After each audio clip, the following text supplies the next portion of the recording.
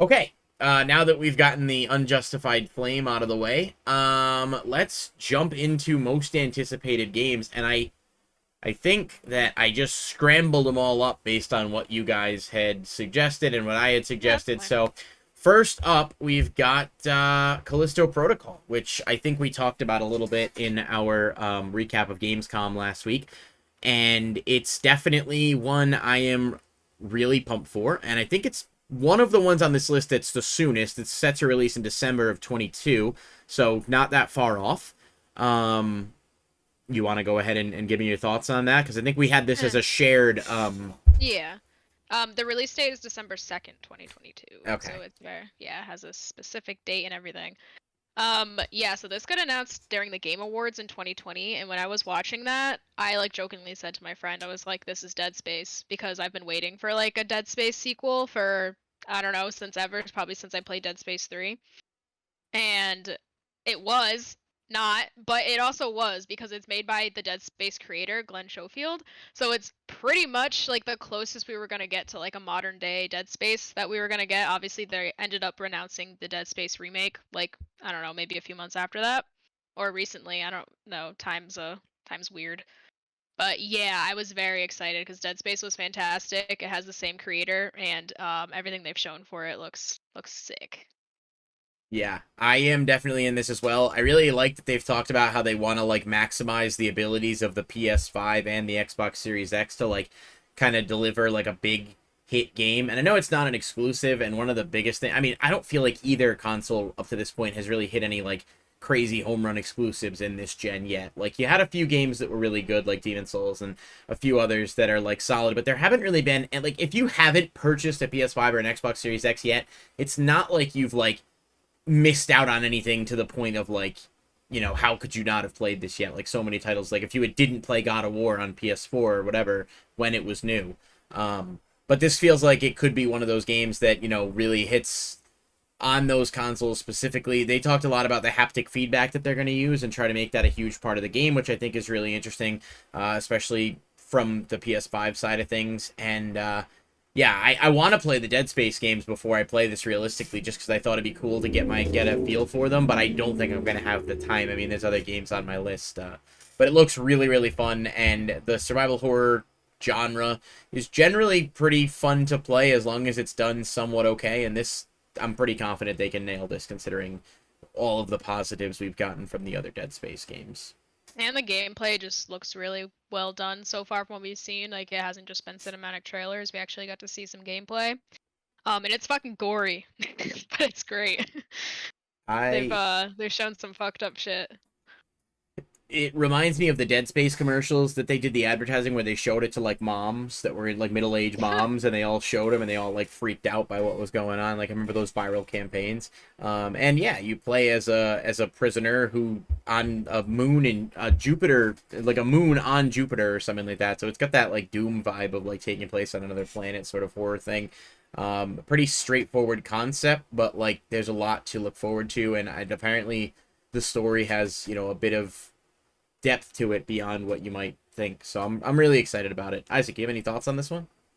I'm just excited because it is like Dead Space, and Dead Space holds a very nice place in my heart because if it wasn't apparent already, the main character's name was Isaac. So whenever I played a Dead Space, it had a certain way to hit home with me, especially when all the characters would say, Isaac this, Isaac that, Isaac this, Isaac that. I'm like, okay, That's okay, cool. calm down, everybody chillax.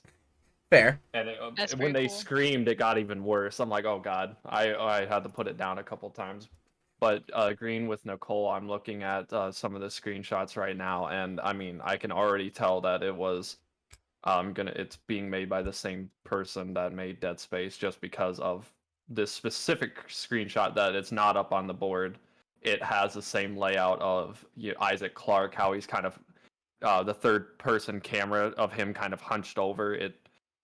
It's the same. The way the third person camera is just reminds me of Dead Space, just off bat. Yeah. Again, I actually have not played Dead Space. I want to. You don't have to. There's no real connection between the two games, from what I understand. So it's not like I'm going to be out of There's there. But none. it's definitely one I would like to. So I'd like to at some point be able to experience. And yeah, there's some crazy. Just the the graphics that I've seen in the screenshots and it's definitely, they've done a really good job, at least based on the initial stuff here, of creating what looks like it's going to be a really scary atmosphere. So I'm excited about that for sure.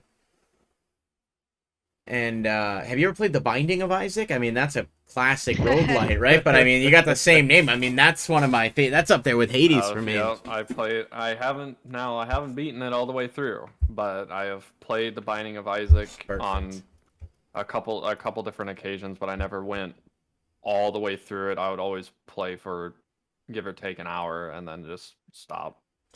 Yeah, it's similar to Cult of the Lamb for me in terms of like a lot of the gameplay mechanics, and they borrowed a lot of concepts from that game, Soul Hearts and all that stuff. Like, it's cool because I think both games are really fun.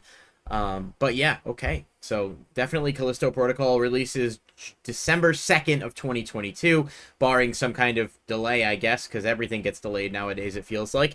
But yeah, I'm definitely looking forward to that one. And let's move on then. Nicole, I'm gonna let you intro this one here as we've got Hogwarts Legacy.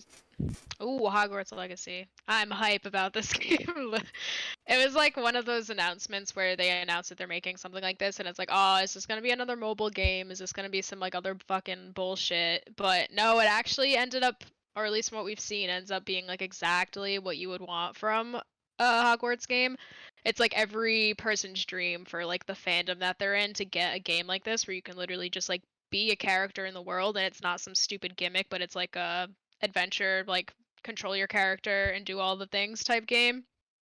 And yeah, I'm very excited for it.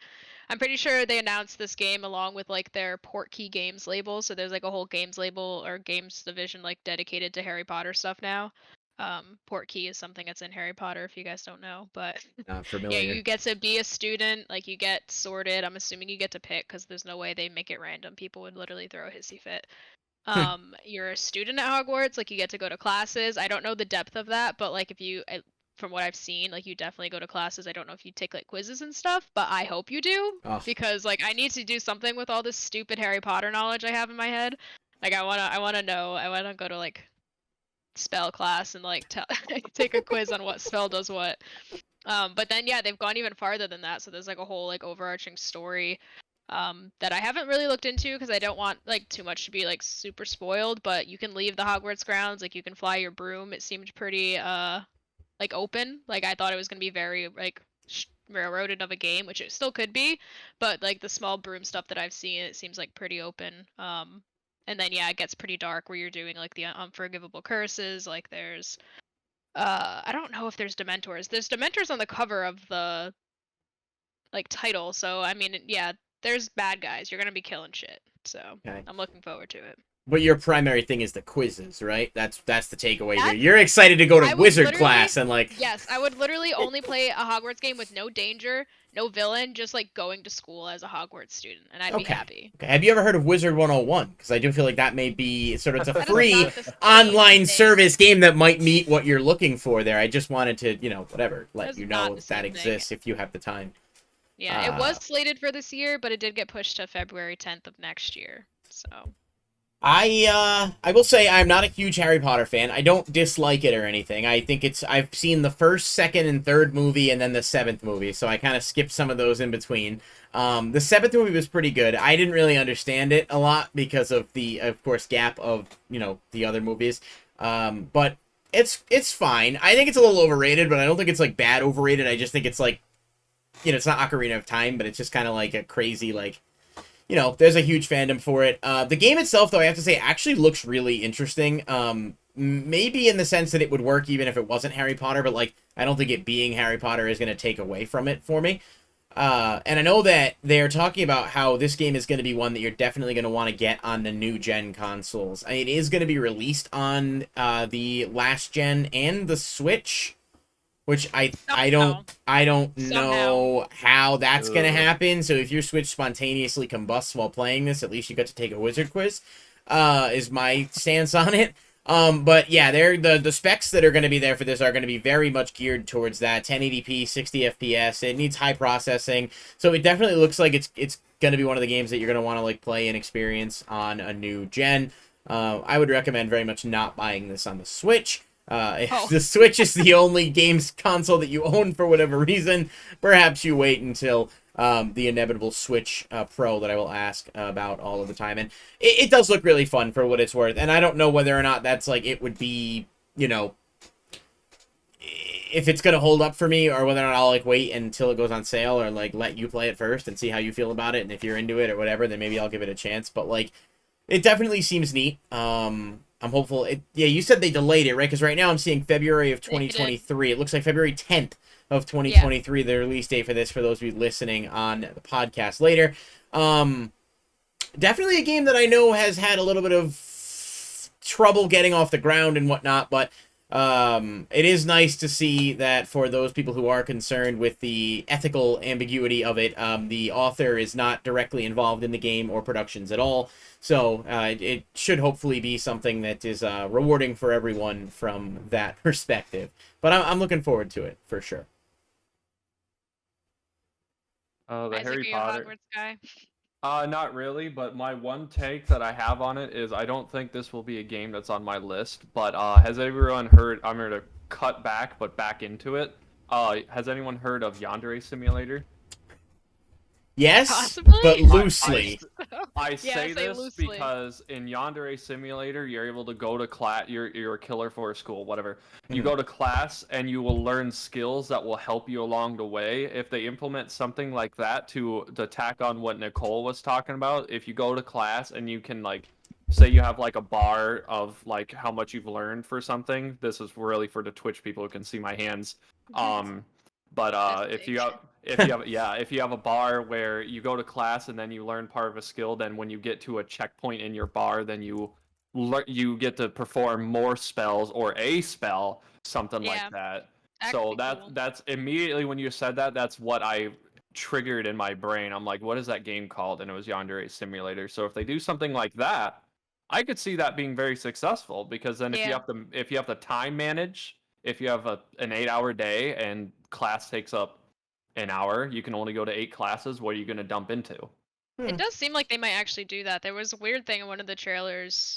I forget if it was growing a plant or making a potion or something that had a clock, and I was like, that's weird. Like, is this a real-time clock or is there an in-game clock? But there's some kind of management there, so maybe that'd be kind of cool though, because that means you're not just going to class for the sake of class. Like, you're going to class so you can have more abilities. That'd be very interesting.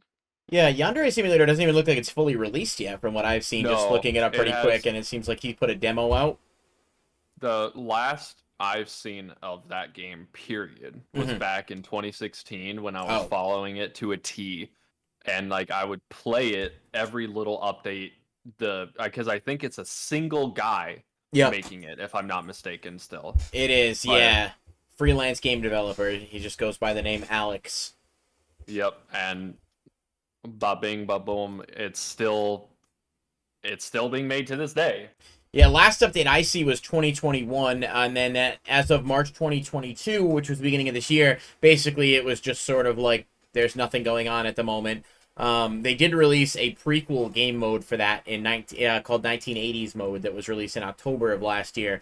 So basically it's meant to be like a playable demo that kind of tests what the game is capable of in the engine and stuff. So I don't know, if you're listening and you're interested in that, definitely check it out. But I will say, if you're interested in playing a game where you do a lot of activity in school and managing your day and stuff like that, Persona 5 Royal, another game I can never say enough things about, has literally every day you go to class and you take quizzes and you get answers that boost your stats and stuff like that. So there is a lot of Three Houses. that life sim there. I've never played Fire Emblem Three Houses, so I God, can't. It's one of my favorite games of all time, and I've never finished it. That sounds about right. Although I don't. That's a future episode about our favorite games. We should do an unfinished games episode. Games we've started but Jesus never Christ, finished, just yeah. to put ourselves on shame there. But yeah, no. So overall, Hogwarts Legacy isn't necessarily my cup of tea. I definitely don't plan on spending like $70 on it or whatever the release price is for games nowadays. But it does seem really cool, and I'm sure that if you're either a Harry Potter fan or someone who wants to play virtual school, like Nicole, this is really going to be right up your alley. So, Hogwarts Legacy releases in 2023, February. Not that far off, but still a good 6 months, so. And it's the month of Valentine's Day, so if you're like living with depression at the time or something, you could certainly pick up the game and play. So, okay, next up we've got Starfield. This is slated for My game. early 2023. I'm gonna let Nicole take over and sort of talk about this one because I can't say that it's something I'm super familiar with. So go ahead. Crazy. Yeah, this is the next big game by Bethesda. If you're not familiar with Bethesda's name, they're the Skyrim, Fallout people. Doom? Doom, right?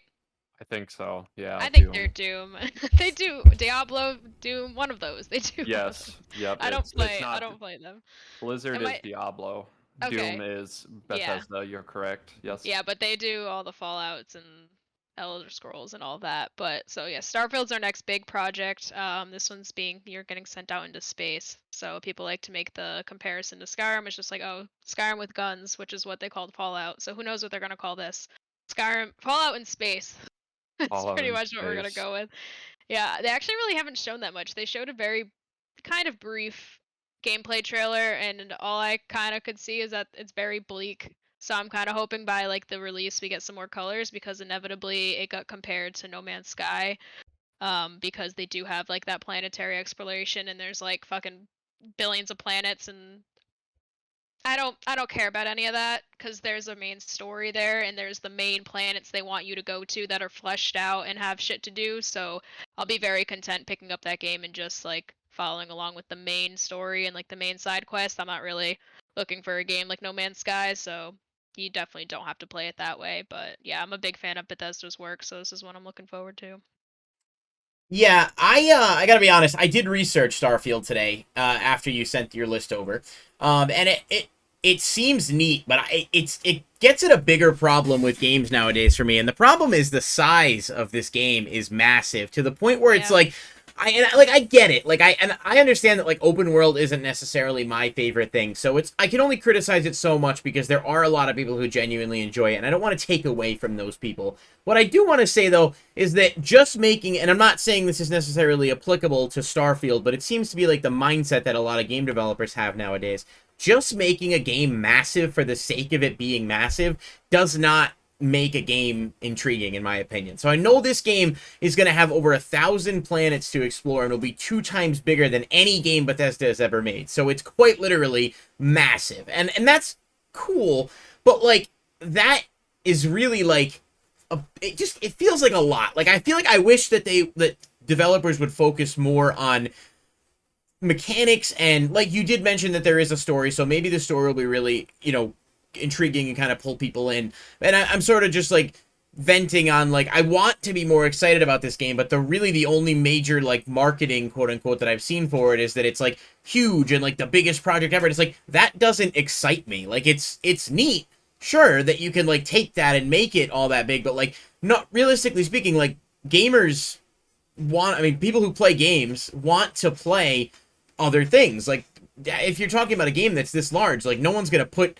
1,000 hours into this game aside from a small niche amount of people. So it's like I feel like making a game bigger just for the sake of making it bigger doesn't make it better. And I hope that I'm wrong with this game and that it's not that and that like you enjoy it. And like I know Bethesda has a pretty good track record if you take Fallout 76 out of the equation, but generally speaking, I'm not excited about this yet because I just feel like the only thing they've really given us is like, okay, it's huge. Like, you can go all over the place in space. And No Man's Sky had that, and that game sucked until they fixed it. And by the time they fixed it, it was like like a year and a half after it had already been released, if not more. And by all accounts, No Man's Sky is a good game now, but you lost so much of your initial hype for that game when it came out and just wasn't what it kind of claimed to be. So grain of salt with Starfield for me personally. Like, I'll monitor it, I'll watch it, but I hope it has more to offer than just like, look how big it is, because like that doesn't always get it done, in my opinion.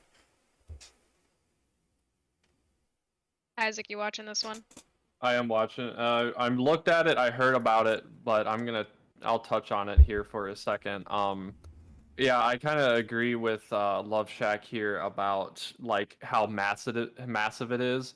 I'm afraid of 2 reasons. One, if it's like truly massive, when a game is trying to say it's huge, I'm not gonna lie, it'll intimidate even me. Like I'm like, okay, if I want to do Too big for you? everything, yeah.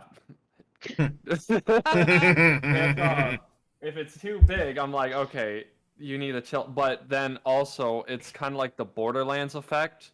You ever play it? I have a lot of comparisons. Borderlands 3 had a couple planets you could explore, but it wasn't that much to explore. Mhm. So are they gonna have like 10,000 planets with like very little to explore in the planets, or is it going to be 10,000 planets with the whole planet to explore?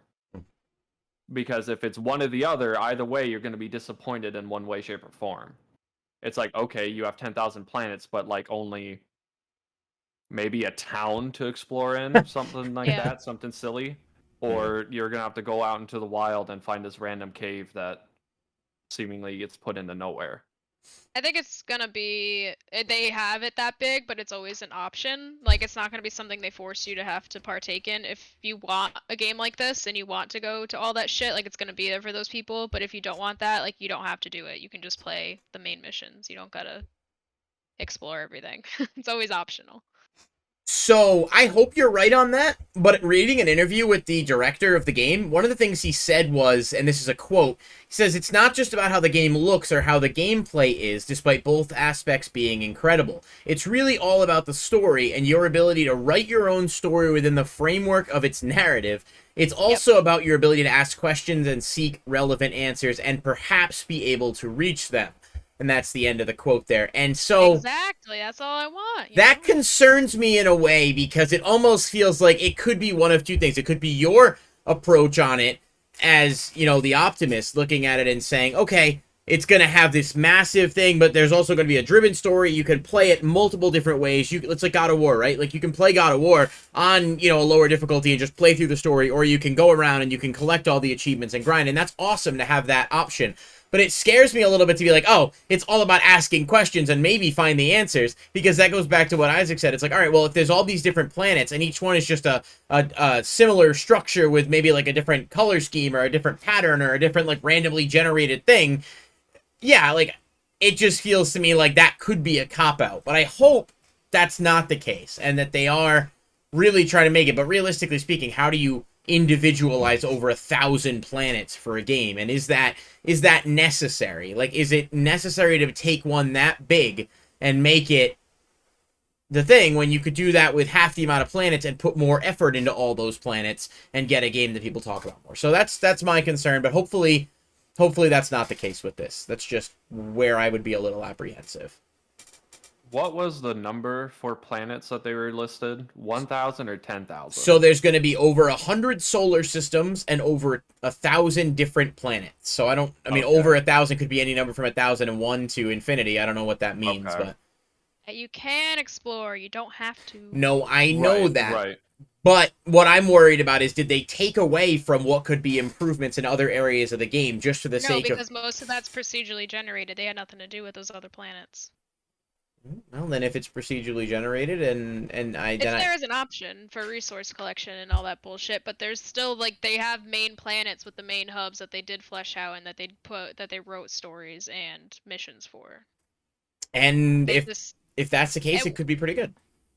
It's just an option. I feel like it adds depth to the game. If you're playing a game in space and you have the ability to access 3 planets, that's not going to really feel like a lot like you're in space, you know? No, Space I agree. is fucking massive, so I feel like having it there is just kind of like oh, look at this. Like you're actually in space. If you want to go here, you can, but like it has nothing to do with the actual story we're trying to tell. Yeah, I suppose that's a fair point, but you could also understand the reverse of, like, how much more processing power that might take, how much bigger the game's going to be, how much more is in it, like, is it going to impact gameplay? And those are all just different questions that, like... If Hello Games can do it with No Man's Sky, like, I think Bethesda can manage. Fair enough. I mean, I'm glad they delayed it, because it seems like that needed to happen based on what some of these reports were saying about, like, there was concern it could end up like Cyberpunk, where it came out and had a lot of glitches right off the bat, and you really only have one chance to do it right, because by all accounts, Cyberpunk is a great game that has a terrible reputation because they released it early and it just wasn't what people had expected. And the problem is that even if you or I or someone else plays it and we like it and we know that it's good, the general populace is never going to give that game a fair chance because they've heard about how bad it is or how flopped it was or whatever. And so you don't want to see that happen with another game like this. And I'm sure Bethesda probably doesn't want to see that happen after how terrible Fallout 76 was, to the point where stores were sending back extra copies to the warehouse to be destroyed because the game had that bad of a leak. So, okay, let's move on then. Next one is Nicole's as well. Star Wars Eclipse, which is... Oh, I should just clarify the release date for Starfield, early 2023. It does not have a confirmed date yet, but that's the expected release as of now, is the first quarter of 2023. So, sorry, back to Star Wars Eclipse. Nicole? Yeah, so it's being developed by Quantic Dream and like association with Lucasfilm Games, obviously, because it's a Star Wars property.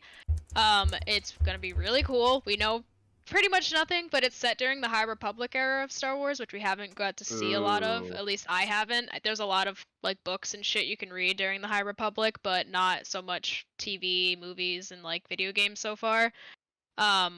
It's gonna be like one of those branching narrative games, so like pretty much I don't know like what's comparable for Star Wars Eclipse, but like when I hear that I'm thinking like games like Life is Strange or um the robot one. That one. Detroit Become Human. Oh, okay, yes. Yeah, those type of games where or like the game that just came out, As Dusk Falls, that kind of stuff. But literally any game from Star Wars, like I'm gonna take it. And one like this, even better, because I feel like Jedi Fallen Order is like one of the best interpretations of like being a Jedi game that we were gonna get, and they've done a really great job with that so far, and we have another one coming. But like Star Wars games set in a new era that we're not used to, like making choices in that type of game, like I don't know. I think it could be really cool. Yeah, I hope so. I still can't believe you claim to be a Star Wars fan and have never experienced Knights of the Old Republic, but I do think that's a different conversation for another day. I'm I mean, to waiting be for fair, that game's kind of old. It's very old. It doesn't stand up very well, but I did want to play the remake, which unfortunately got delayed and failed and has nobody controlling it. What? I'm excited to see that one because I just want to see Revan. Yes, He's I've like, heard a lot about him, and I've seen him. Yeah, what we've seen from Eclipse so far, definitely some really cool, like, potential. Well, I mean, they did have the slight trailer, but there's also a few screenshots that have been put up on their website that, is at least interesting to look at. And we're really kind of waiting, I think, on more. This is slated for at the earliest 2024 release date. I couldn't really find any specific data, but there were some rumors that would be the earliest it could happen. Obviously, who the heck knows?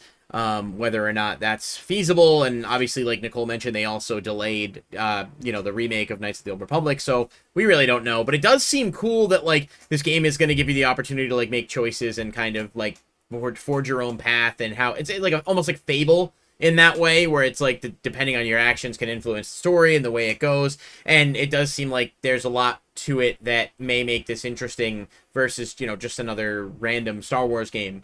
I've heard people talk about like Fallen Order, which is a game I really want to play. Jedi Fallen Order. I've never played Fallen Order. Fucking fantastic. No, I've heard it's good. It's just another game that's like, where do you find the time? It's like a super lengthy game. Like you just have to like find the time to get it, to get it in, and it's not always like the easiest way to do it. But I want to check it out. I can't really say much more about Eclipse really at the moment because Did you play Detroit Become Human? I have not played Detroit Become Human. No. Okay. No. Nope. Yeah, it's the people that did Heavy Rain and Beyond Two Souls, which are two games on my list, but I know that they're pretty well acclaimed for their story and stuff. Detroit Become Human, I did play all the way through, but these type of games are pretty like narrative heavy and like gameplay light. So at least with Quantic Dream, with Detroit Become Human, you do control and like move around an environment. Like you look at things, you have a lot of quick time events, but like a lot of it comes down to the developer like having this story in mind and like getting you to play it through like your narrative choices, which a lot of times are just dialogue or fucking up a quick time event or something. But so it's not the type of game style for everyone, but most of the time these games have a really good because like they have like the story in mind and you're pretty much playing like an interactive movie. There's obviously more to do than that, but and especially with Star Wars, like it's just things people are already interested in, so getting to like be told a story through a video game that way is going to be pretty cool if it comes out. Yeah. Literally, because I was looking at something, a Chinese tech giant buys Detroit Become Human developer Quantic Dream 6 hours ago. So We'll see what happens there. Yep. Oh no, just kidding. Quantic Dream will remain independent. Yeah, they did say that Crisis there's no averted. change in management. That was reported. I looked at that earlier when I was releasing. So I there's saw no that article. I was like, fuck. no change in management. And it looks like this Chinese publisher that actually bought it out has already owned a partial stake in the company. So it seems like it may have just been some kind of behind the scenes thing.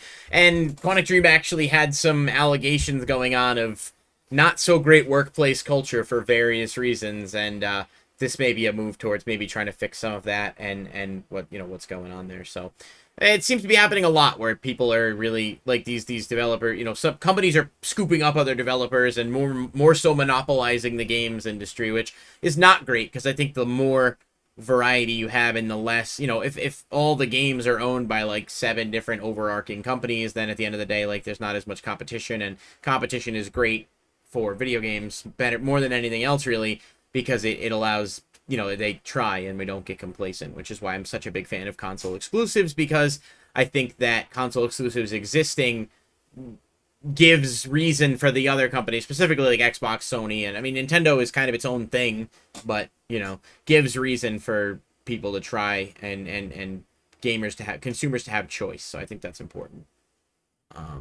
But yeah, I don't know. We don't know a ton about it yet. Definitely seems intriguing on the surface, and the few screenshots and stuff that I've seen, it looks really nice, but it's not like, the other games, Detroit Become Human, Heavy Rain were nice too. Yeah. I don't know. The website, I'm on the Star Wars website right now, and it shows a few screenshots, so either they drew something up or they put something up that I'm not 100% sure about, but either way, on the surface it seems cool, and hopefully at some point we'll get more information, and then we can talk about it a bit more in depth in a future video. And a couple of comments I wanted to shout out quickly that I missed when we were finishing up our discussion about Starfield. Sterific said, I think having an average size like a GTA 5 map, but with more content is better than a bigger map without as much to do, which I do kind of agree with. I think that's an interesting stance too, and I just wanted to mention those. And Sterific also mentioned, hopefully it gets better combat, because the combat looks pretty weightless, no pun intended, which I appreciate there, from the videos that they've shown. So yeah, I agree with those takes. I just wanted to, give those a shout out. So, Isaac, any thoughts on Eclipse before I move on to the next one? I got nothing. I haven't really heard too much about this game. Most of what I heard was about yesterday. If it has more development, it might intrigue me, but right now it's not on my list of. I'll more than likely watch somebody play it rather than play it myself. It's kind of on that list if you get my drift here. That makes sense. Yeah, I'm sure there'll be plenty of people playing it. Probably not Nicole, because she doesn't really stream ever anymore. But like, generally speaking, people will play. Why won't this work? Okay. Probably because you just dissed Nicole. No, I know. Yeah, she hacked this. All right. Next up, this one. Oh, yeah. So we don't have a release date for that. This one is Goat Simulator 3, which is coming out November 17th of 2022, which is not that far away. Isaac, this one was one of the ones you sent through, so I'll let you take over and sort of tell us about the game and what you're excited about. I didn't even know there was a Goat Simulator 2, so go ahead. That's what I'm going to start with. There isn't a Goat Simulator 2. They decided that they're going to be like, they decided that they're going to go from Goat Simulator 1 to Goat Simulator 3. They did that. They wanted that. No, I'm just excited because it's such a silly game. You just run around as a goat and you just cause mayhem for everybody. And I just love like on the original one, you're able to go around and you could unlock new goats, even though one of them was a giraffe. We don't talk about that though.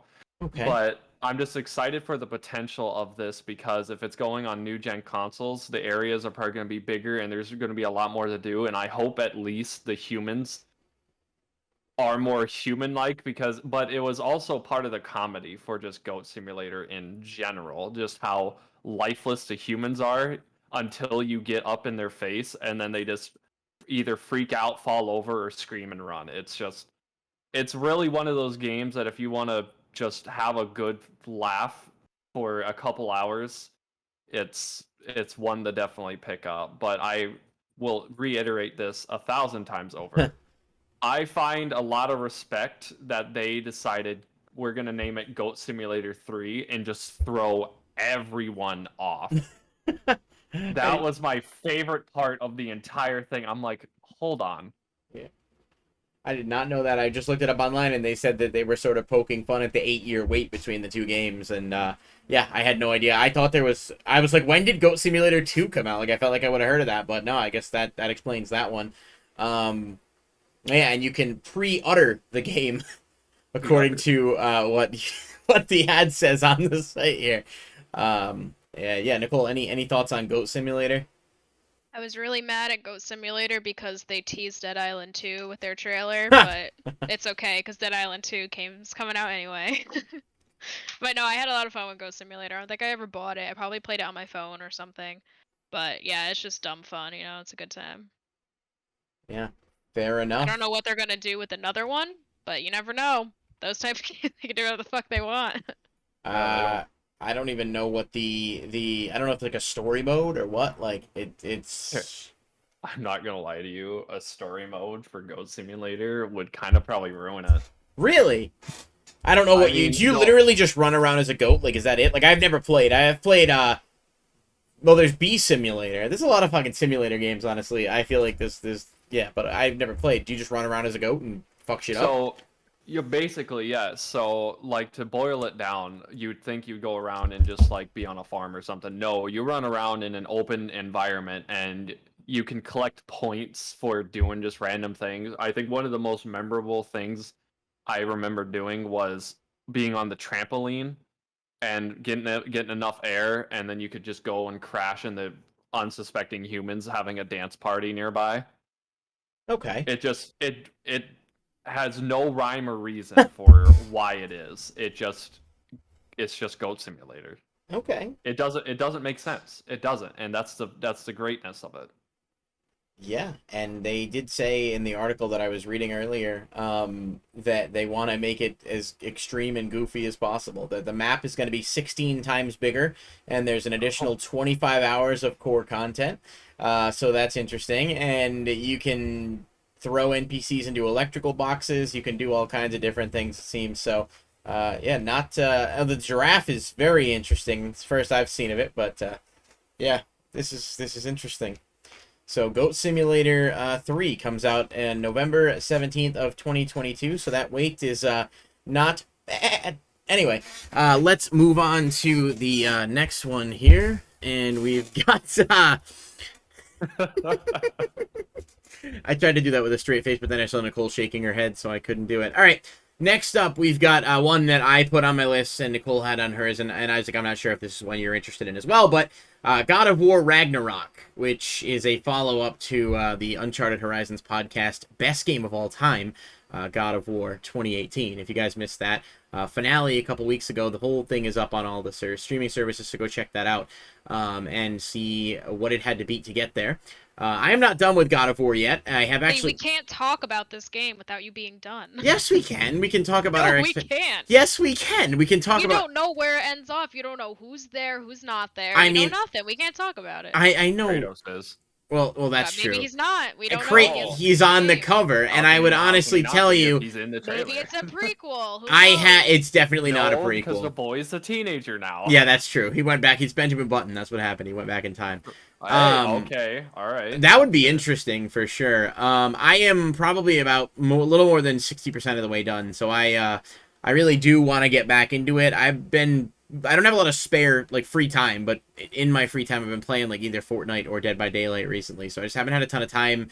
And playing with friends can be fun. It's hard to sit down and find the time to put into a game. I gotta get back to it though for sure. And I'm taking a couple days off work starting after tomorrow, so maybe I'll try to finish that up. But yeah, I mean, just playing as much of it as I have so far, I can already tell I'm not going to be ready for the story to end, and I'm definitely pumped for it.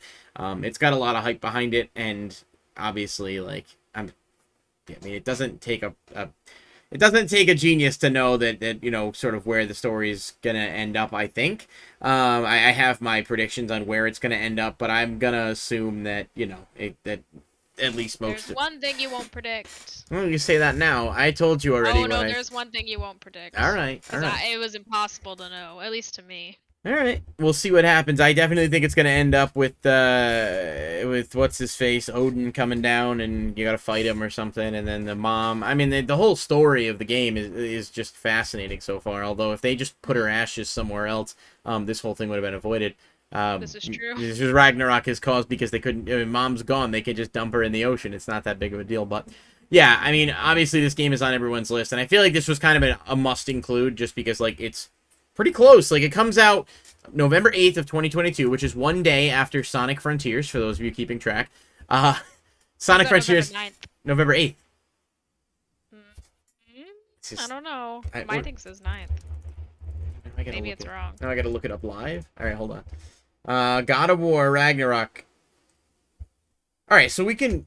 Yeah, I mean, November 9th. They might have usually not wrong. You'll learn that. Eventually. Okay. All right. Yeah, that's. Listen. So I guess they must have changed the release date from when I looked this up last night. But that's fine. You know, delays nowadays are crazy. But yeah, so November 9th. But honestly, you'll probably be able to play it on November 8th if you like pre-order it on Steam or something. So I'm not really wrong either. So God of War Ragnarok comes out. Definitely excited about it. It's going to be PS4, PS5. I don't know why they're putting it on PS4. I kind of feel like they need to sort of stop putting new games at this point, like, or at least shift away from developing new games for the last gens at this point. Like, it's been almost 2 years since PS5 came out, and I feel like it's hindering what the games could really be because they're spending so much time with making them for the other ones. But yeah, I'm excited about this.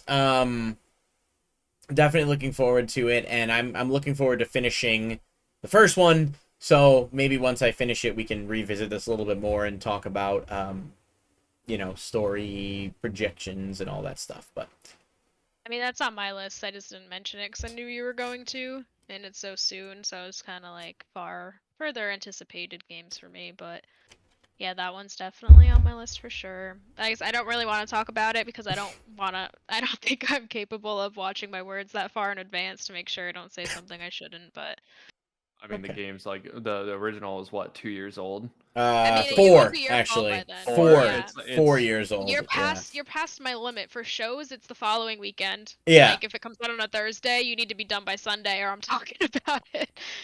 Well, I'm the same way with shows, except for Kenobi, which I still haven't finished, but I gotta do that so we can get the Star Wars.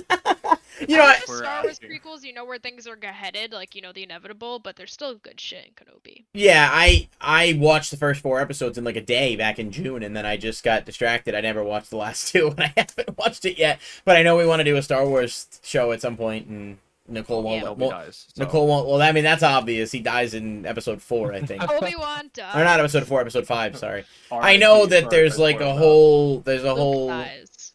Luke's apparently in Mandalorian season 2 as well, which I have not watched. I don't know anything about that. Yeah, I'm sure it's been like a couple. First season of Mando was great. I just never got around to it. I felt like there was like an oversaturation of Star Wars content for a little while. No such thing. For me personally, so I needed to step back and just like give it some time. And then yeah, you can take your time, but it's there for people like me. Like, which is like fair. Andor comes out in a few weeks. Andor is what now? I know what Andor is in Star Wars, but is it a new show? Yes, it's my favorite Star Wars. It's Rogue One's amazing. Well then yeah, you're gonna love it. It's based on Cassian. Andor. Okay, I didn't like the ending of Rogue One. It made me sad, but other than that, it was a fantastic ending. For no, I didn't. We're done talking about Star Wars. Right. Sorry, I do have a lot of Star Wars thoughts. I would like to talk about it in detail at some point. But that's fine. So November 8th to the 9th is when God of War Ragnarok comes out. It will be widely available on the 9th for sure. But it might be out on the 8th somewhere too. So Isaac, you gonna buy that one? God of War. Nope, it's another one of those on the list that I'll watch somebody play it, but it's not on my list of grabs. Gotcha. Okay.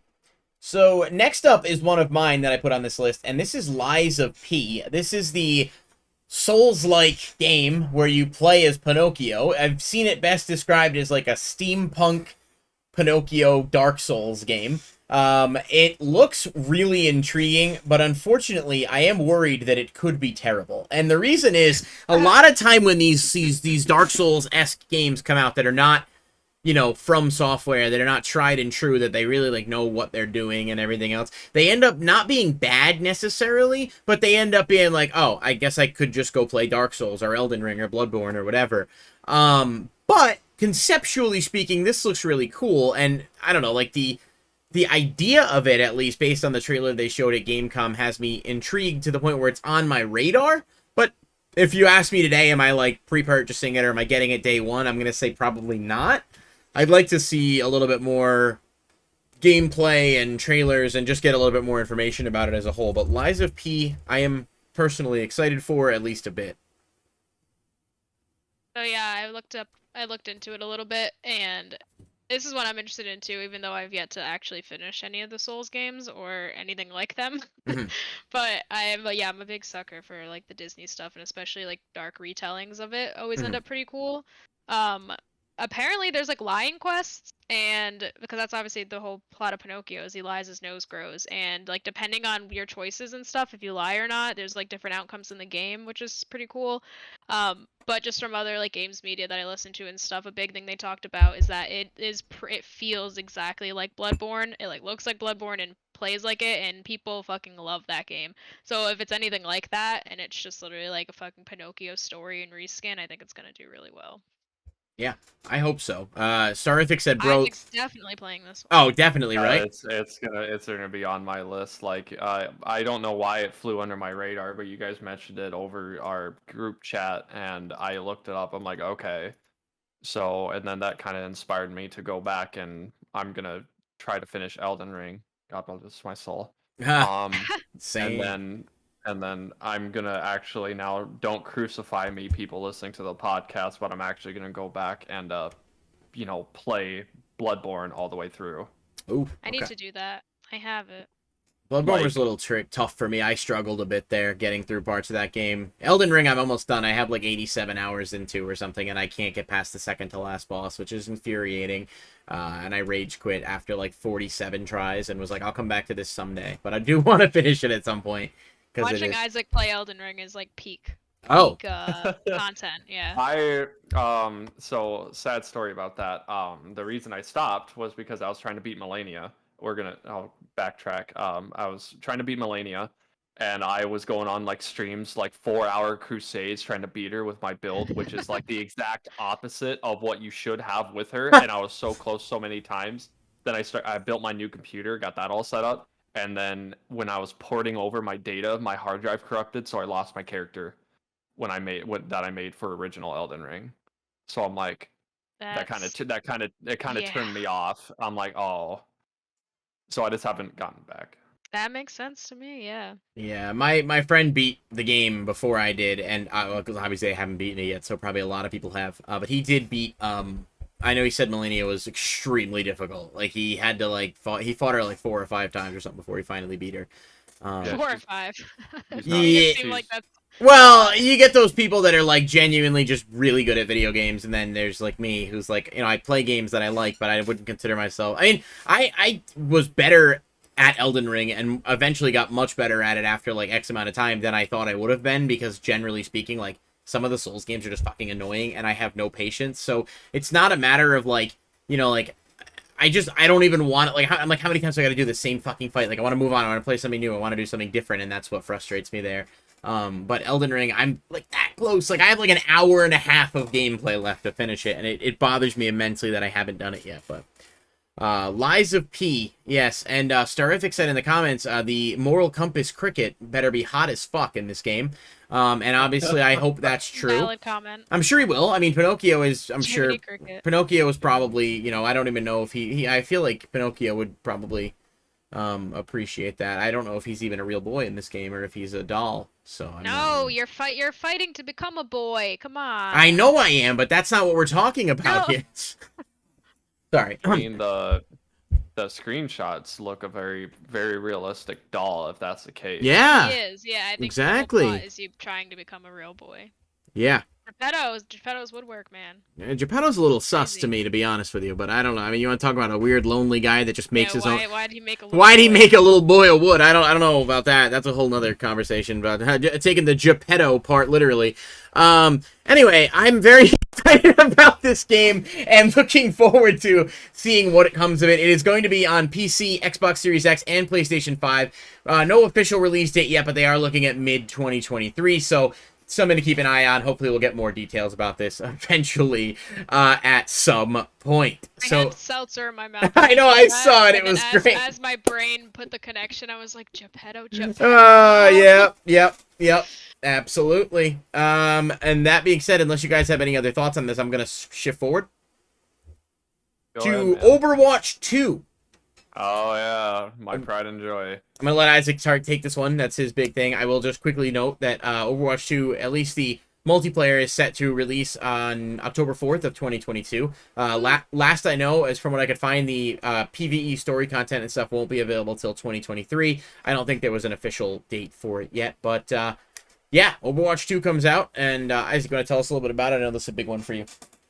Yeah, Overwatch 2 is, I mean, what I'm excited for is now a lot of people don't like this. Overwatch 1, they're basically just moving a lot of the mechanics over to Overwatch 2 with some reskins, some redesign of the audio and just overall different gameplay and different actions that you can perform with some of the heroes. But yeah, I saw that Overwatch 2 will release on October 4th, the free to play. That's a big thing that they plan on having the 5v5 free to play be just free, so that's great, but like what you pay for is the PvE. So that's a good thing on Blizzard, because that's what I was worried about the most, was am I going to have to buy a whole brand new game for something that's been out since 2016 if it's going to be roughly the same? Because I played the beta. I played the heck out of the beta. I loved it. Every single bit of it. Especially the gun noises. Oh my lord, that was my favorite part. I felt like I was shooting a gun and everything was just, all the serotonin was just flooding my brain. It was fantastic. They definitely have some work though, because there's a couple glitches that I saw other streamers find. I didn't find any, but I only played Widowmaker, which, me with Widowmaker is whatever, but we don't talk about that on stream. But it's going in the right direction. Again, having a game that derived from PvP and making PvE, all of us were talking about it like a little bit on our group chat, is what I'm afraid of is they're going to talk big hopes for this PvE ordeal, and it's going to be kind of like how the missions are from Overwatch 2. I hope they have some kind of difference, that it's not just like you're playing a mission and with the characters and just don't have really too much story development in it. It's just you playing. You know what I'm saying? I hope they have like some really good cutscenes and they actually build the PvE aspect of Overwatch 2 to I guess a standard, kind of like, not like God of War, because that would be a little pretentious, but like maybe somewhat like Fallout, if you get what I'm saying. But I don't know how that would work without ruining the core aspect of the game either.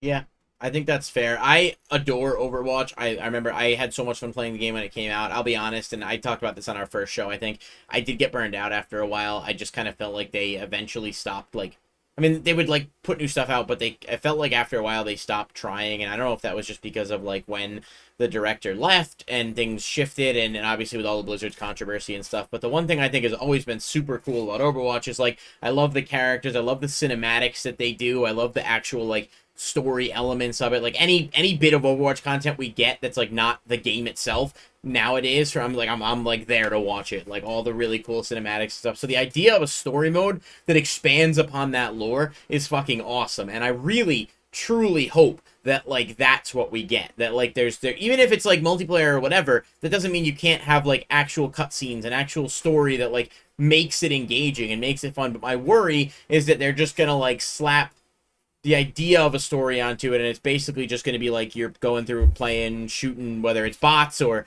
playing online or whatever, and it doesn't really do anything, and it's just sort of like a very loose interpretation of a story. Because I think, and that's why I wanted to go before Nicole, because I think she has a different stance on this, but I think that some people are like under the expectation that this is just going to be like some fucking genuinely cool, fun story mode, and I don't know if I trust Blizzard to deliver on that, so I hope I'm wrong, and will come on here and openly admit that I was wrong if that's the case. But right now, I have to say I'm not too confident in that side of it. Yeah, I mean, I had all my faith in it until Daddy Kaplan left, so R.I.P. Jeff. That was like a huge moment for like everybody. Wasn't it? Yeah, it just all fell downhill from there. Yeah, Jeff Kaplan was what, the game's creative director, or was he just the game's like head honcho guy?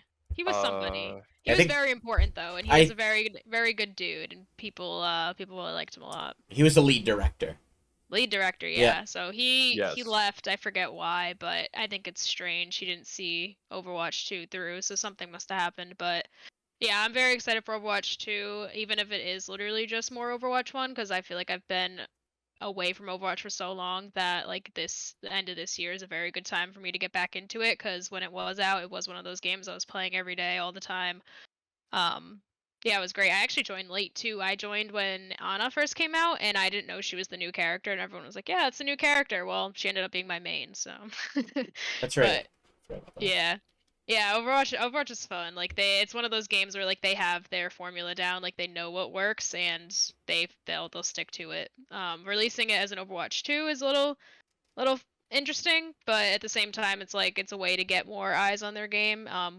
If it's a difference between, oh, I don't want to play Overwatch, but I'll check out this Overwatch 2, then like that's all they needed to do to get people to at least try out their giant update, I guess you could call it. And obviously they're adding another game mode and stuff too, but they reworked the games, like the game modes and all that. So I mean, it's definitely one I'll be playing.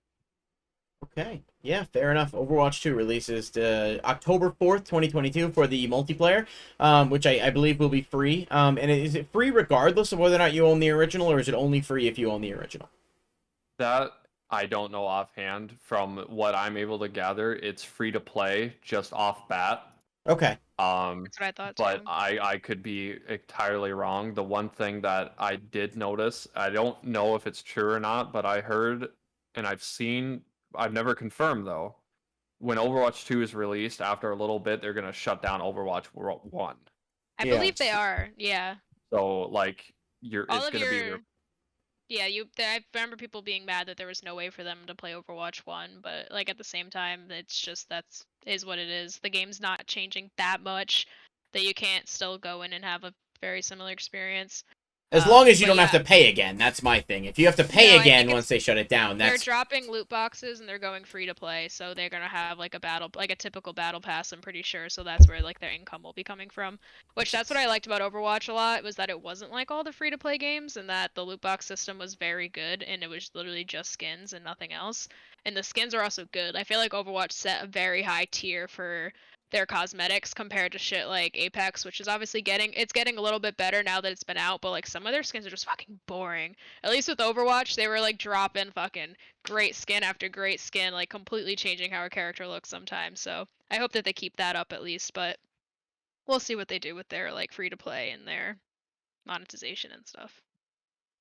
yeah, absolutely. I mean, I'm gonna keep an open eye on it, and who knows, I may even pick it up for a little bit when it comes back out. Although that timing is gonna Especially be if it's rough. free. Well, yeah, I mean, if it's free, it's there's no reason why you can't. try Like, it, it's right? right there. It'll be probably in your face for a couple weeks. That's where I was with Fortnite, and I didn't play. I played Fortnite a ton when it came out, and then just recently got back into it with a few friends, especially because they have the no build mode now, and it's way more fun in my opinion to be able to just play without having to worry about that. And I'm having a blast playing it, and it's free, so it doesn't really, being able to kill Indiana Jones as Darth Vader while Ariana Grande shoots a Kamehameha at you is pretty goofy, So You mean yeah, a Kamiya Mama?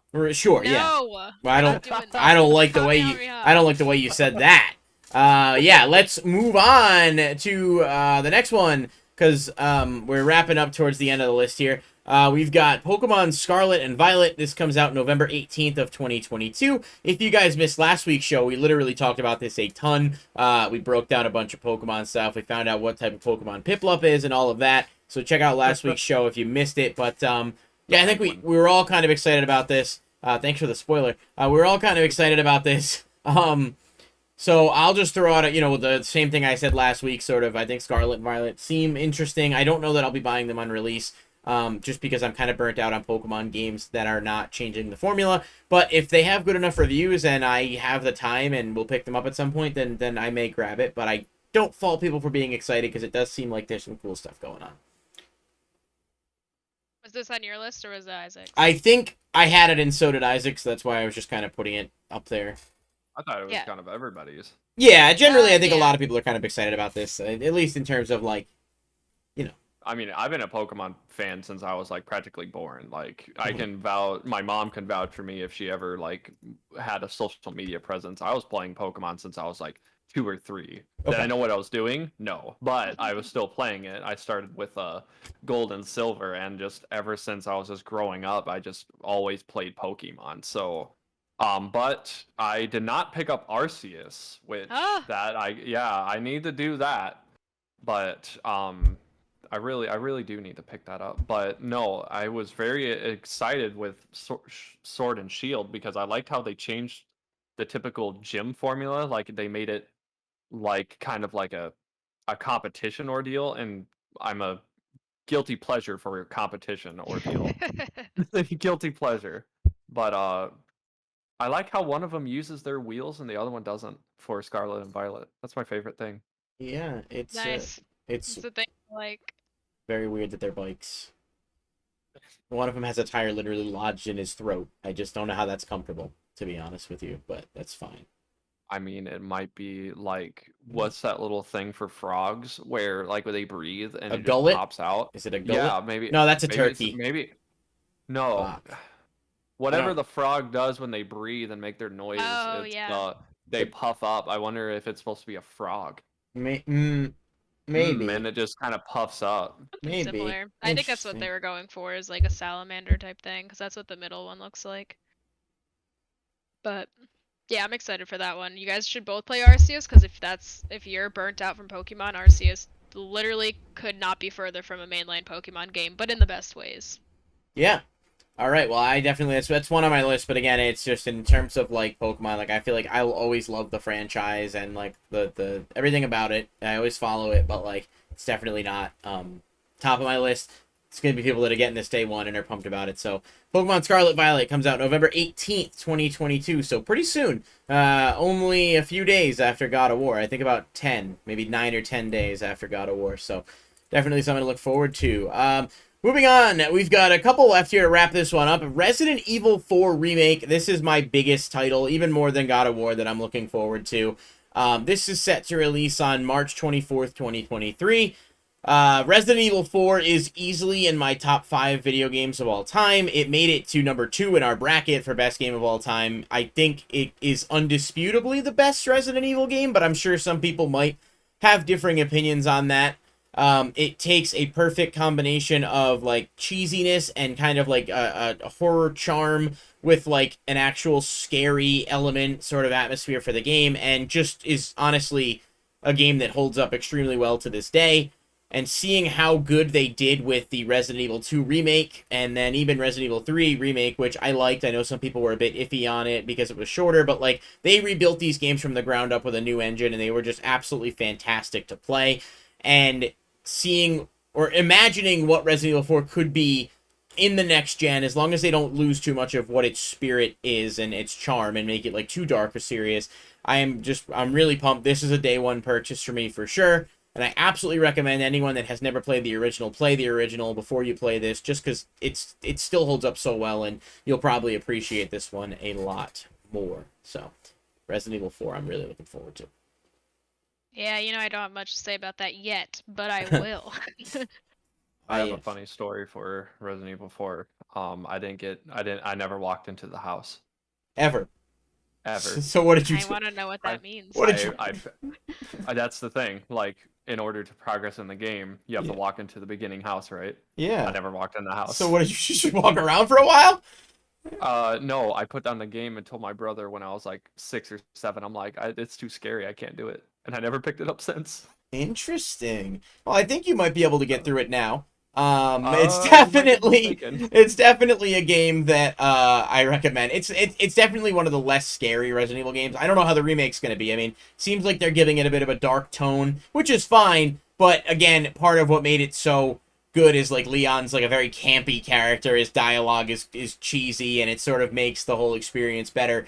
I don't want them to make him like an uber serious character or anything like he was in Resident Evil 2 Remake, but we will see what happens. Either way, I'm pumped for this. This game deserves love, and I'm really, really excited about it. It's definitely my top line of releases. And yeah, definitely go in the house, because if you don't go in the house, you can't progress the game. So that's relevant for sure.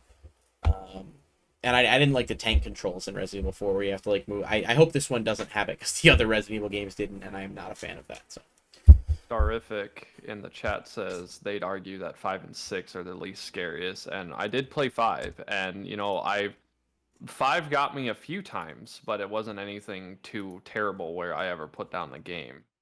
So it's like, yeah, I mean, I could see that, and 6 was just 6 is 6 terrifying. was something else. 6 is scary. It's so scary that I bought it and returned it to GameStop in the same day because it was so bad. 6 is legitimately a terrible, terrible game. The fucking cell phone interface and the 6 is I could do a whole episode about why 6 is terrible. But I literally bought it About 6. 2 years ago Could for be a whole future podcast for you. Just just 6. the Resident Evil 6 I won't be podcast. here. I'd join on that. Yeah, go ahead. we'll have to take over for a show when Nicole goes away, for some inevitable thing in the future.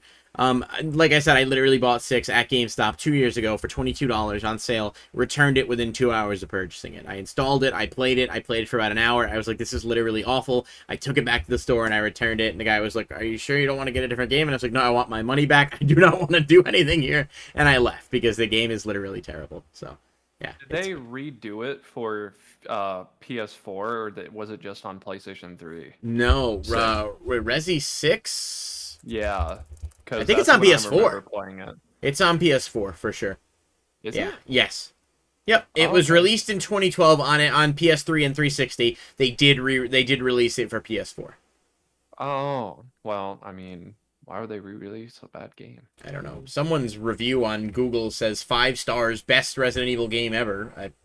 Pardon? That's what it says. I don't know what to tell you. I'll play it in October during my spooky streams. Yeah, that's September is starting. Oh yeah, that's September's right. Starting. That's you guys are going to be streaming something, right? Some horror game? You and My your friend? Alex and I are. Yeah. Yeah. Yeah. Isaac knows Young Al. Nice. Yeah. Nice. I'll be catching up on them. I have never spoken with him personally, but we're friends on PS4, and I accidentally on PlayStation, and I accidentally joined his Fortnite party the other day, and we were just both in there, not realizing why. Like I had no idea how or why we were in there. I was trying to join up with friends, and he's just talking, and I'm like, okay, like sorry about that. But that's about the most interaction that I've had with him. But yeah, we got to start planning a few spooky theme streams for October, podcast for October. Horror movies, costume. I'm gonna get a Piplup costume, obviously, and wear it on stream. You kind of have to now. I do own a penguin. Really, I want you to have wear a Piplup outfit, but then like a sign that says Pelican. Not a penguin. I have a waterbird. I own a penguin. Oh, waterbird would be perfect. Like a name tag. Hello, my name is. I do own a penguin costume somewhere. I just have to find it. But I dressed up as a penguin a couple years ago. Well, I have the Halloween suit too. The Halloween. I own a Halloween suit. It's a full. You've probably seen the picture before because I posted it on Facebook. But it's a full Halloween suit jacket, top, suit bottoms, and everything else. And funny story.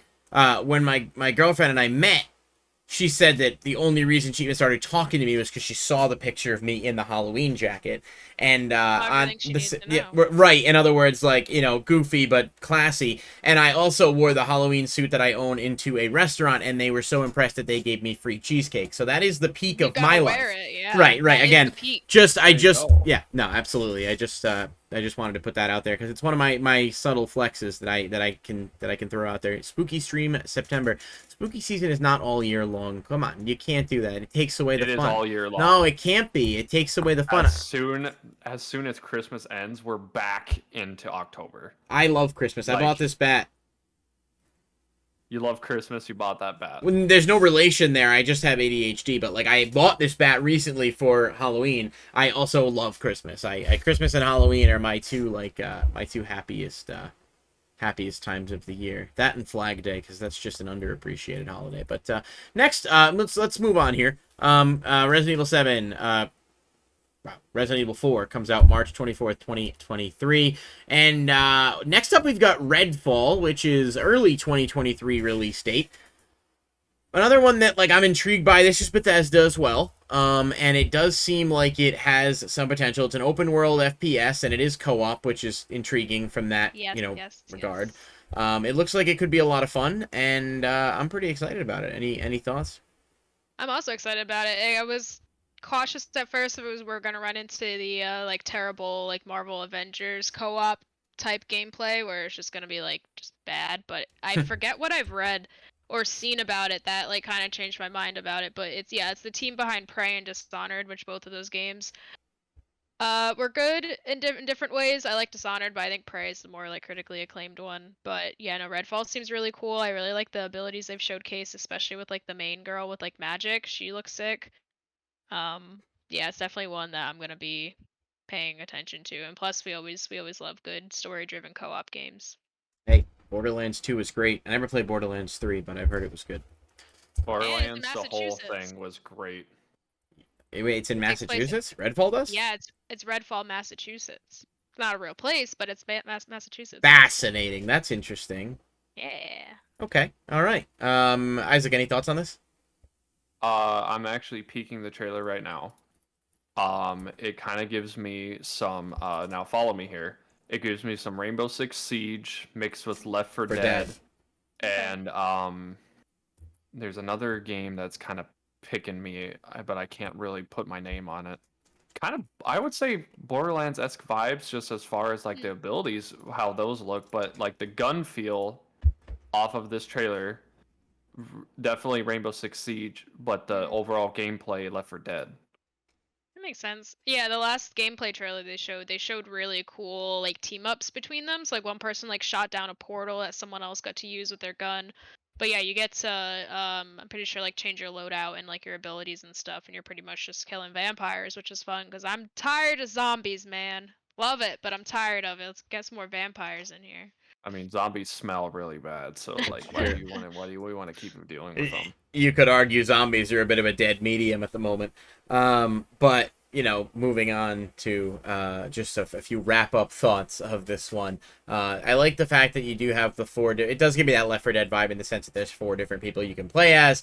And it does seem like a fun game to play with friends, but it's probably something you can play yourself too. Like it does have a single player campaign, so those options are there. So Redfall looks fun. I'm pretty excited about it. And this is slated for first quarter or second quarter release of 2023. It was delayed initially. It was initially supposed to release in 2022, and they delayed it for I don't really know what the reasons were, but it's basically Left 4 Dead with vampires meets, you know, I guess Borderlands in terms of combat style, and it could be a lot of fun.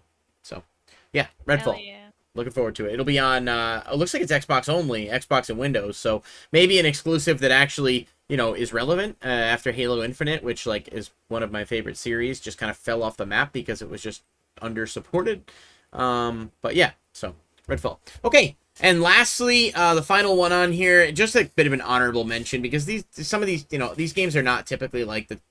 You know, it's not like necessarily an immediate day one purchase unless you're like a hardcore fighting game fan, but Street Fighter 6 is set to come out in summer of 2023. A lot of people are really excited about it. I played Street Fighter 5 a pretty good amount with friends, and it's definitely fun and one of the better fighting games that I have personally played. I grew up with, and not even grew up with, like, I still really enjoy, like, the Marvel vs. Capcom series and, like, Guilty Gear. Those kinds of games are really fun. There's obviously, like, a ceiling with fighting games where you can only play them for such a long time before you like, get bored or want to move on to something else. And I think that's unless you're, like, a you know, somebody who that's all you're into is fighting games, which is totally cool. But like if you're just a casual player of these games, you know, we keep our systems in the living room with the fighting games so that if like friends come over and hang or whatever, you pick up, play a few games, something like Super Smash Brothers or something like this. So Street Fighter 6 looks really fun. It's been a while since Street Fighter 5 was released, so it's definitely a welcome addition, and it looks pretty neat. Street Fighter 5 actually released in 2016, so it's been 6 years, which is I think a pretty good amount of time, and that was regarded as a you know, one of the best-selling games, fighting games in years, if not all time, and is definitely the best-selling Street Fighter game. But I know Street Fighter 2 is considered the best. Yeah, just generally just look forward to it. I think it'll be fun. It's not something I'm necessarily in like an urgent rush to get, but there is, you know, a main story mode, and there are going to be new characters, and it looks like it could be fun. So. Yep. Just shouting out Roy. He gifted a sub. Oh. Get him, Roy. Yeah. Thank you, Roy. That is fantastic. Thank Roy you. is forgiven for not liking Bethesda. Starific I was said. about to ban him. Pardon? No, backtrack. He doesn't like Bethesda? Uh-oh. Roy said Bethesda ... with like a slow poke. I don't know what that is. Having a meltdown. Slow King. And I said he was gonna get. I said he was gonna get banned for not liking Bethesda, and then he gifted a sub. So I guess we take bribes here. Oh. That's fair. You can do that. And Starific got the sub, so there you go. They deserve it. True. That's true. They're very much supportive. He said last They're Street always Fighter gonna game be. I played was MVC3.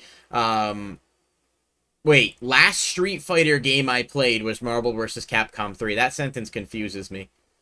Starific, I'm a little confused by that. If you could provide just a slight bit of clarification. Maybe like 2D fighting style May- game. Maybe. I guess that does make That's what I sense. interpreted I, it. I don't know. I was just a little confused. I will say MVC3 is a phenomenal game. It still holds up extremely well. And like I've gone to the arcade. There's like a barcade not too far from me that actually has like the Marvel vs. Capcom and Street Fighter machines like set up, and you can actually get in there. It's really fun to play still to this day. So it's essentially a Street Fighter game with other characters. Kinda, but I think MVC is a bit more unique. But Capcom has a different way with the fighting games at the point where a lot of them are still really good. He said they do have rough launches, which is true. So, yeah, I think that wraps up the list of our anticipated games, and obviously there's a lot more. And you know, things that you guys might be Out on my interested in. list. Out, yeah. Your list is what? Your list. You have a massive spreadsheet, right? No, I had Avowed on the thing I sent you. No, you didn't. I did. I went back to our text to see the games that I told you, so that I was prepared. It's fine. No one needs to know about Avowed. It's just the coolest game we know nothing about. I don't know that you sent me Avowed. I am live It's checking this fine. at the moment. It's fine. We're gonna wrap up anyway, but We are, Avowed's yeah. just a first-person RPG that looks like Skyrim, but it's being developed No. by Obsidian, which is the Fallout New Vegas people, and Outer Worlds, which both of those games are very, very good. Pretty much all they showed at Xbox was literally like someone dual wielding. One had magic, one had sword, and first-person view. Almost like Skyrim. Skyrim. We haven't had a game like that was been like good since Skyrim, so I was like, yes, like high fantasy. Dual wielding magic and a weapon, and that's up my alley. And Obsidian's a great studio, so that's all I'm gonna say about that. It's very far out still, but that's definitely on my like most watch list. Is that the Avowed. same Obsidian that did Fallout New Vegas, right? Yeah, exactly. That's the good one. And the Outer Worlds, which was apparently And a really Outer good game Worlds, as well. Yeah. It I was. played So- Outer Worlds. That's on my back order. Yeah, it's Obsidian's big new first-person RPG. I don't think they have any date. Probably 2024. 2024 is what I'm knows? seeing as the earliest Yeah, possible. they announced it in last year as part of like Xbox's big. Look at all the games coming to Game Pass. Like, but yet none of their games have come out. So we'll see. Which is, yeah, that's pretty fair. Well, just on the topic of most anticipated games, obviously, before we wrap up, a lot of people have games that they like and or enjoy, and sometimes don't always have the opportunity to play them. So I do want to announce our next giveaway, which will have a week. I'm going to put it up on Twitter, but obviously if you guys like want to, if you're watching now and you want to get in once I post the tweet up after the show, I'm going to give away a gift card on Steam, probably $20, to a winner at random. I'm going to put up the tweet, and you guys just let us know what your most anticipated game is coming out, so pretty straightforward, and just make sure you're, like, following us on Twitter and following the channel here, and then we'll pick a winner on next week's show. You don't have to be present on the show, but you will have to have checked out the tweet, so make sure you're following us on Twitter for that. But we'll give away a Steam gift card, $20. You guys can buy a game or save the credit towards a game that's coming out that you're looking forward to. Because yeah, I know when we gave away Cult of the Lamb, the individual who won it has been playing it a ton and seems to really enjoy it. So I want to do more to like give back and thank you guys for investing the time into watching it. So yeah, I'll put up the details within the next 45 minutes on Twitter after we wrap up the show. But let us know your most anticipated game, or anticipated, as Nicole spelt it in the title of the stream, and we will pick a winner at random next week. And let us know your most anticipated game, and we will pick a winner next week for a $20 Steam gift card. So if you guys want to get a chance at that, just check us out on Twitter. I will let Nicole wrap up here. I do just want to thank Isaac a bunch for jumping on the show with us. Make sure you follow him on Twitch.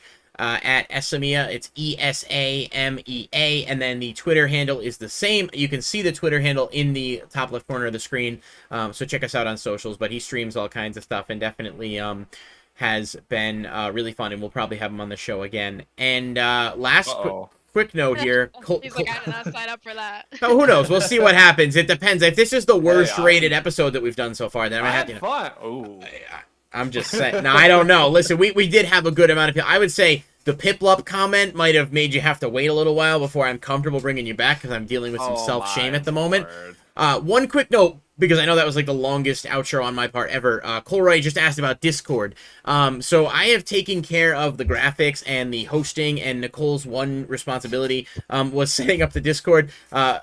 I'm gonna do She it. did say she was gonna do it, so to be fair. Gonna. But, I mean, I know you said there was a bug in your room earlier. You had a lot of other more important things to deal with. So I have it, it's I have it in the cup strapped. still. It's still right there. We are estimating we are delaying the release of our Discord to 2024 at this point. We will let you guys know when. But no, we are going to hopefully have a Discord up pretty soon to get people into. I want this space to just not be for the mostly for the podcast, but also just like to talk games, because I did something similar on Twitter that we just kind of like post game shit in. So yeah, and Discord's I will get there. All right, I'll figure it out. I'm still moving. All right, my office looks kind of done, but I've still got like shit to do. I'm gonna paint this week. Like, I'll find time. Oh no, that's awesome. I look forward to it, and it's we're gonna get it there for you guys, Discord. But thanks to everyone checking us out. Thanks again to Isaac for popping on, and Nicole, you can send this out if you want to, guys. Just check out our Twitter within the next half hour if you want to get a heads up on entering that giveaway. So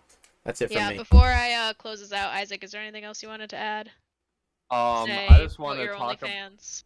Not about the OnlyFans, but only you would understand this. When the Street Fighter 6 came back around, it looked very familiar to the old Submerge Gaming logo. It did. That is literally the first thing I thought. Everybody, even though it had a bad rap and some backwater stuff, whatever. Everybody jumped on that. They're like, "Oh, what happened there?" And we all were just like, "Can we do something about that?" And we're just like, "Not really." Because... Can we sue? Yeah, can we sue them? We're like, no, because we never trademarked shit, guys. Yep. Anyway, that's all I got. Yeah. All right. So yeah, we're gonna wrap things up. We'll be back sometime next week. Who knows when or what topic, or it just comes together. We'll be here. It works. At some point. We'll be on. We will be on. Sometime we'll be here. But thanks for watching. I think somebody followed, and then again, Roy, thanks for the sub. But yeah, we'll be back next week, and keep up with us online in the meantime. Yeah, and we'll talk to you guys later. Peace. Bye. Bye-bye. Peace.